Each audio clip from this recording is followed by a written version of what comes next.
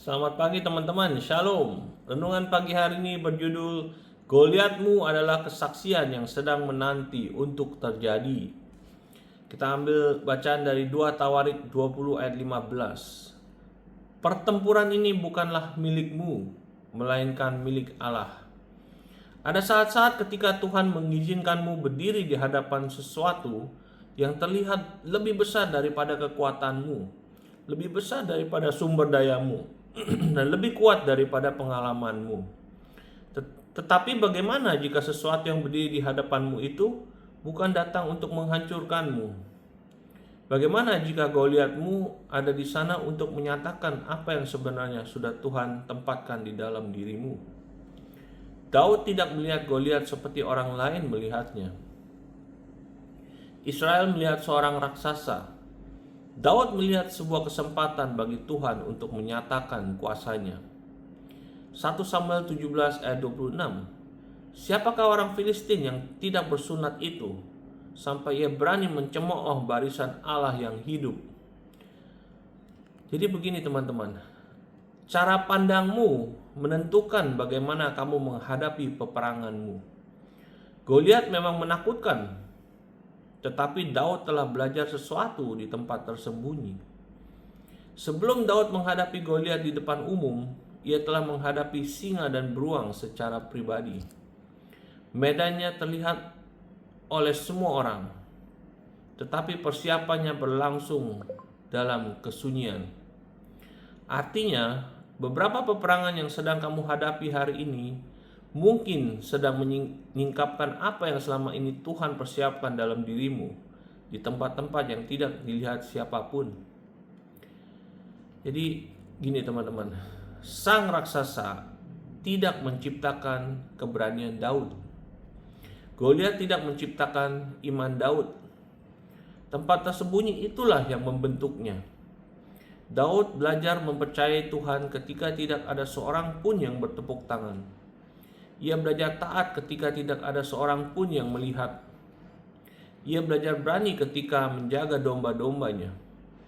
Dan sekarang, surga membawa Daud kepada sebuah momen ketika iman pribadinya menjadi kesaksian di depan umum. Mungkin pergumulan saat ini bukan bukti bahwa Tuhan telah meninggalkanmu. Mungkin justru inilah panggung di mana Tuhan akan menunjukkan kesetiaannya. Jangan meremehkan musim yang sedang membentuk dirimu. Goliat mungkin besar, tetapi Tuhanmu jauh lebih besar. Goliat memiliki ukuran tubuh. Daud memiliki perjanjian dengan Tuhan. Goliat memiliki senjata. Daud memiliki keyakinan kepada Tuhan. Goliat memiliki intimidasi. Daud memiliki pewahyuan tentang siapa Allahnya. Strategi musuh adalah membuat Daud fokus pada besarnya masalah, sehingga ia melupakan kebesaran Allahnya. Dan itu masih menjadi salah satu strategi musuh sampai hari ini. Musuh ingin membuatmu terus menatap gunung sampai kamu lupa siapa yang menciptakan gunung itu. Tetapi iman berkata, aku mungkin tidak tahu bagaimana semuanya akan terjadi, tetapi aku tahu siapa yang menyertaiku. Lukas 1 ayat 37. Sebab bagi Allah tidak ada yang mustahil. Terkadang Tuhan tidak menghilangkan raksasa. Dia mengajarimu cara mengalahkannya. Daud bisa saja berdoa, Tuhan tolong hilangkan Goliat. Tetapi Daud maju ke depan. Ini penting. Ada musim ketika Tuhan melepaskanmu dari peperangan, tetapi ada juga musim ketika Tuhan membawa kemenangan melalui peperangan. Karena beberapa kemenangan memang dirancang untuk mengajarkan sesuatu kepadamu. Raksasa itu menjadi ruang kelas, tekanan menjadi persiapan, peperangan rohani menjadi hikmat, pertempuran menjadi kesaksian. Apa yang dahulu mencoba mengintimidasimu suatu hari dapat menjadi cerita yang kamu ceritakan tentang kesetiaan Tuhan. Jangan meremehkan 5 batu licin yang ada di tanganmu. Daud tidak membutuhkan perlengkapan perang Saul. Ia tidak membutuhkan strategi orang lain. Ia tidak perlu menjadi seperti orang lain. Ia hanya membutuhkan apa yang sudah Tuhan tempatkan di tangannya. 1 Samuel 17:40. Lalu ia mengambil tongkatnya di tangannya. Dipilihnya 5 batu yang licin dari sungai itu.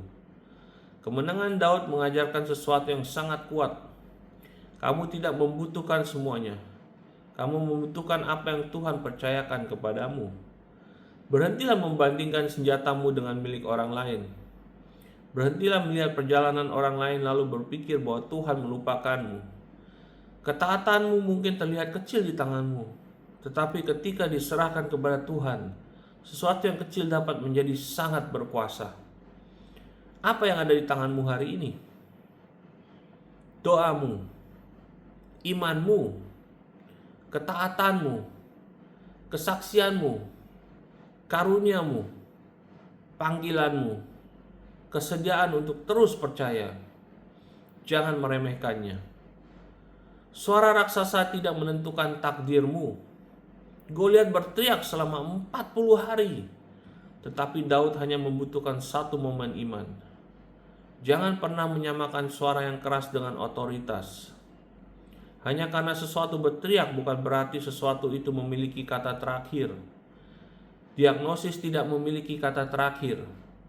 Penolakan tidak memiliki kata terakhir. Penundaan tidak memiliki kata terakhir. Kekecewaan tidak memiliki kata terakhir. Tuhanlah yang memiliki kata terakhir.